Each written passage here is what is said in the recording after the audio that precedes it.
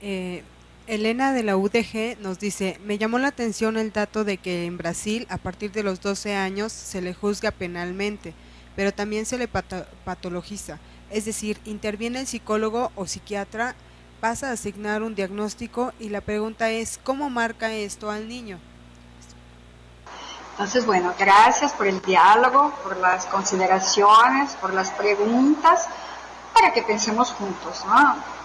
No necesariamente tenemos respuestas, pero cuestiones y consideraciones y que también alimentan más las dudas y el debate y las preocupaciones.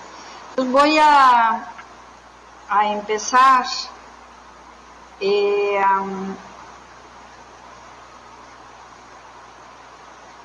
estoy leyendo aquí mis notas.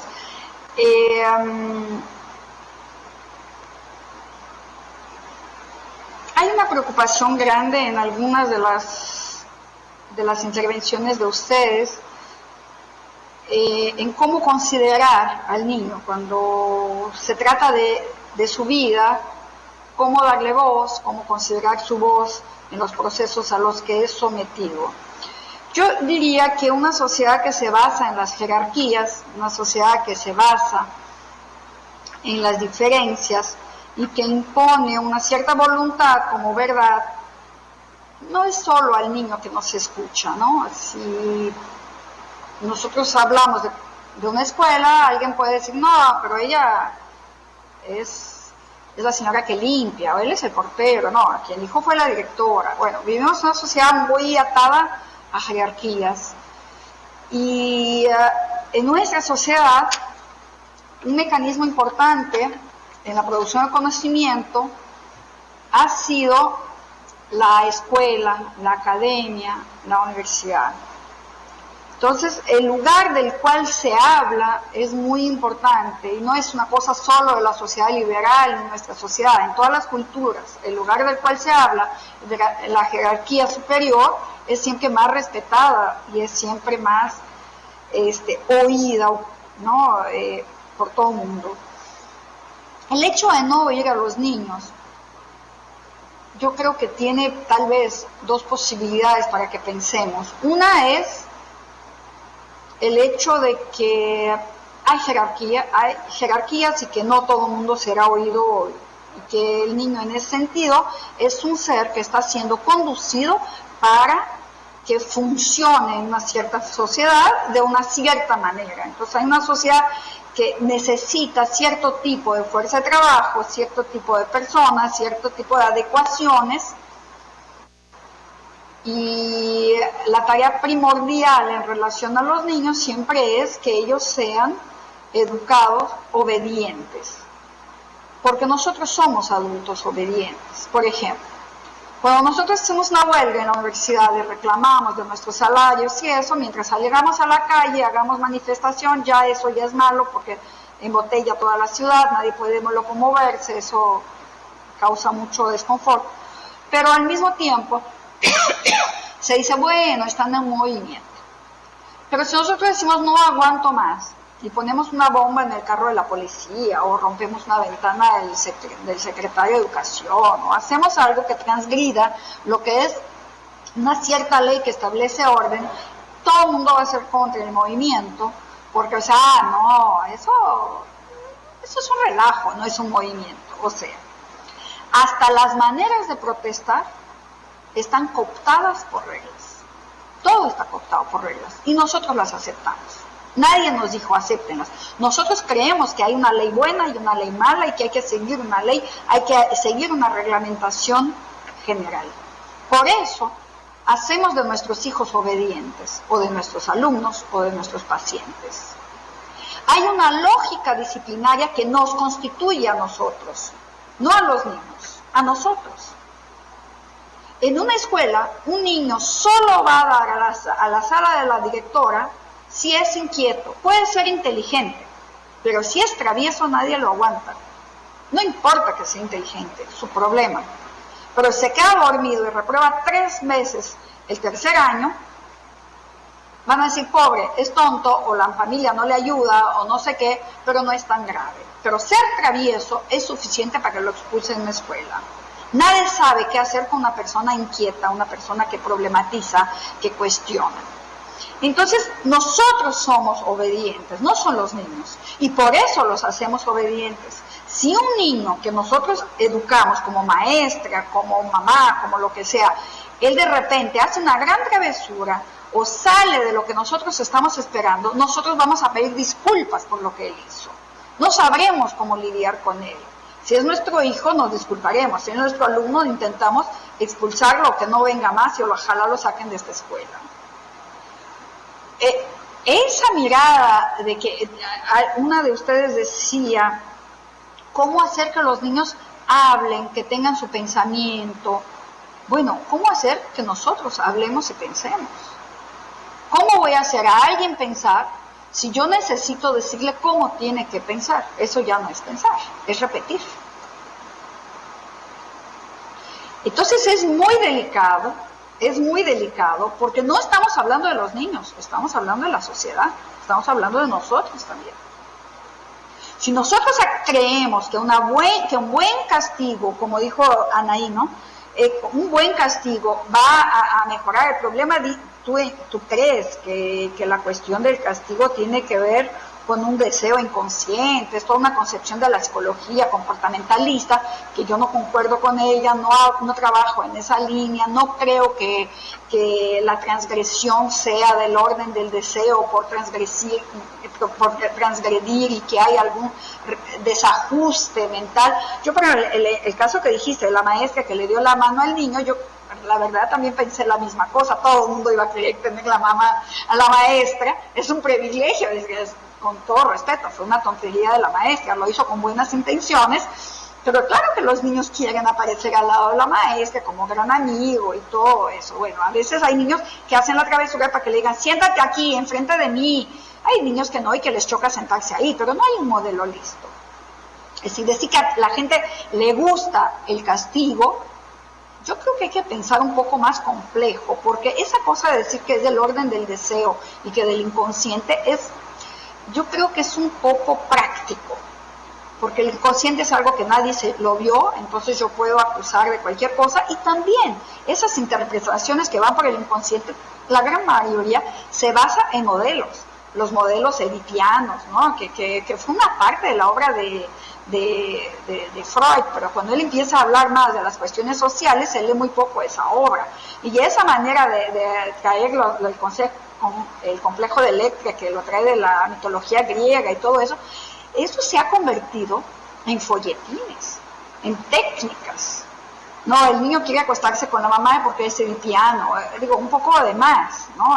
Hay vínculos afectivos, hay formas sociales, hay maneras de comprender. También dijéramos, bueno, es edipiano tener deseos eróticos en la relación a la mamá. Yo no sé si es edipiano o si es muy posmoderno creer que nadie puede relacionarse con nadie y tener un control tan grande del uso del cuerpo, que también es una producción subjetiva. Yo no sé si es edipiano o si el control del cuerpo es lo que tenemos que llamar la atención y preguntarnos por qué tenemos que categorizar las formas de usar el cuerpo. Porque yo tengo que hacer opciones de hacer homosexual o heterosexual o andrógena o no sé qué. O sea, ¿y quién categoriza eso? ¿En qué momento el hombre se pone a pensar en rótulos para la manera como yo uso mi cuerpo? Yo lo que creo es que las cosas son un poquito más complejas, pero si nosotros vamos a trabajar por rótulos, nosotros vamos a tener que establecer los tales castigos para poder ajustar el comportamiento o nuestro comportamiento hacia los rótulos. Cuando la compañera dice de las leyes, de los procesos que ella acompaña, de los peritos, la manipulación de datos y todo eso, las venganzas, yo creo que el espíritu de venganza, además, quien escribió eso muy bien y quien quiere estudiar eso, me parece que tiene que leer, es Nietzsche, ¿no? Federico Nietzsche. Nietzsche habla muy bien del espíritu de venganza, que es una forma que viene del cristianismo, inclusive como control social. Y es una forma muy amenazadora. Y cuando los papás uno se quieren vengar del otro, es igual que la maestra del alumno que no le deja dar la clase, o del alumno a la maestra que tampoco lo deja en paz, o le acusó a su mamá y le acabaron dando una tunda y no salió en el domingo en la tarde porque estaba castigado porque la maestra le dijo a la mamá que no hacía las tareas, en fin, pero la manera de enfrentar los conflictos, los disgustos, el hecho de que pase por la venganza no es porque la ley está bien o está mal, sino por la lógica social que hemos construido para relacionarnos, que es la lógica de ajuste por los castigos. Entonces, si yo trabajo por medio del castigo, yo voy a buscar de qué manera castigar, pero el castigo, él solo tiene efecto si tenemos construido un espíritu de venganza que me haga desear y creer en el castigo, porque en el momento que un niño es exterminado, si yo me estoy muy preocupada con la pena de 10 o 15 años de la persona que lo mató, que se vaya a la cárcel, yo me desmovilizo en relación a pensar por qué se están matando niños. Y entonces mi lógica es aplicar la ley. Y en la medida en que yo estoy muy preocupada en aplicar la ley, yo estoy absolutamente despreocupada, no es una cuestión para mí, en pensar otras maneras de conducir los conflictos que me traen disgusto. Hasta inclusive preguntarme por qué traen tanto disgusto. Por ejemplo, aquí en Brasil, ¿por qué ahora la cuestión del abuso sexual se tornó la cuestión más importante del universo? Todo el mundo es abusado o todo el mundo es abusador. Y hay técnicas para descubrir abusadores. Si los papás no quieren bañar a sus hijos porque pueden ser abusadores. Y el papá de una niña el otro día me estaba contando que se tiene que poner traje de baño para darle baño y con la puerta abierta porque va que le dicen que abusa de su hijo. O sea, ¿qué es esto? ¿En qué nos convertimos? ¿En qué se ha convertido nuestro cuerpo que no podemos usarlo, no podemos tocarnos, no podemos abrazarnos? Es decir, el deseo sexual y erótico hace parte de la vida humana. Además, no es la vida humana, de la vida del ser vivo, de las plantas, de los animales, de todo el mundo. Y lo usamos como cárcel y como forma de acusación. Entonces, yo no creo que la delincuencia tenga nada que ver con deseo. Puede haber deseos, puede haber mil cosas, pero me parece que es algo muy complejo. Y tan complejo que en las cárceles solo hay pobres. Y no se puede olvidar en decir eso. No es un dato menor. Es un dato absolutamente fundamental. Y en eso quien discute muy bien eso, a quien le interese, es Louis Vacan, que es un francés que vive en Estados Unidos, que es alumno de Donzelot. Él tiene muchos libros. Vacan, no sé si saben de quién es. ¿No han oído hablar de él? Bueno, a quien se interese, si quieren, después les paso las referencias.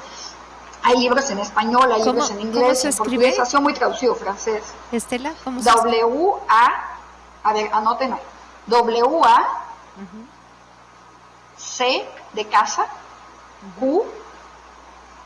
U-A-N de no, D de techo. Vacan. W-A-C-Q-U-A-N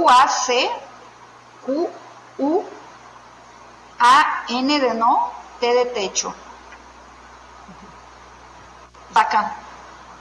Él trabaja mucho eso, que la prisión es solo para los pobres. Entonces, yo concuerdo con la compañera que dice, mire, la gente tiene esperanza en la ley, sí, es lo que tenemos esperanza, pero tener esperanza en la ley es alimentar el espíritu de venganza y buscar nuevas formas de castigo, y no de solidaridad, no de escucha. Entonces, Elena pregunta, no sé qué es, si se diagnostica, mira Elena, se diagnostica todo el tiempo, no se diagnostica nada más a los que van presos. Hoy un niño travieso tiene TDAH, AAH, no sé qué, esos síndromes que ya son clasificados en la clasificación de enfermedades.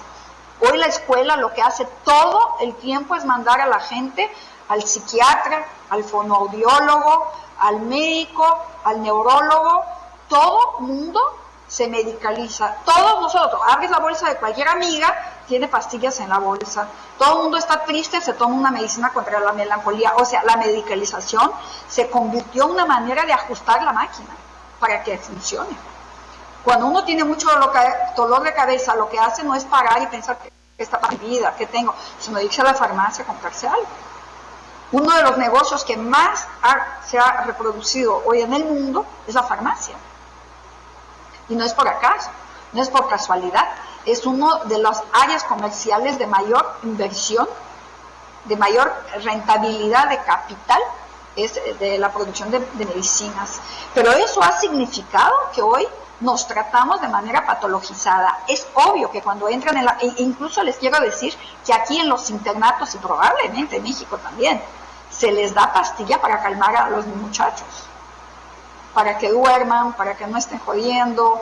En los cárceles todo el tiempo hay que medicalizar a la gente porque es muy violenta. Bueno, ¿cómo seríamos en un lugar donde tenemos que comer mierda, donde somos tratados a golpes y a gritos, o vivir en un lugar que es fétido, huele espantoso, dormir en condiciones asquerosas? Bueno, ¿cómo seríamos? Y frente a eso dicen que yo soy desajustada. El otro día le quitaron a una señora de la calle a su hijo de brazos. Entonces, claro, hizo un escándalo, la mandaron al hospital psiquiátrico y la internaron. Esas familias que van al tribunal y todo el mundo quiere matar a todo el mundo y que el otro no paga la pensión, todo eso sí existe.